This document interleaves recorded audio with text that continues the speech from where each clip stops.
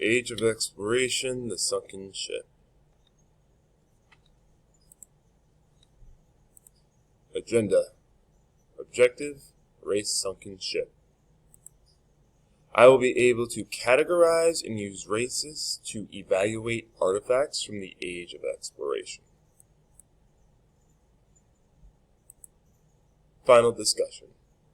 The Europeans have the right to explore and claim new lands that have other people living in them. Why do you think people are removing statues of Christopher Columbus? Do you agree or disagree? So this is what we're working on today. I want you to more or less abandon what we did last week in terms of the sunken ship activity. We're just going to continue on with this worksheet, so you don't have to worry about this.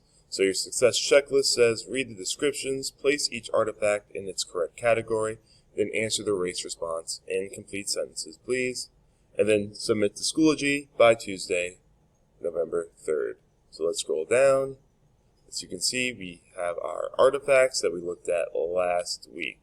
Now what I want you to do is I want you to place the artifact in the correct category. So which one would belong to God, which one would belong to gold, which one would belong to glory, which one to technology. So you would just be typing it into these boxes. Finally, you're going to do a small race paragraph, so you don't have to do 2 citations or 2 explanations. I just want you to fill out this graphic organizer. So which artifact had the greatest motivation on explorers to travel the world? So you're just going to go and maybe, I feel the Bible had a lot of impact.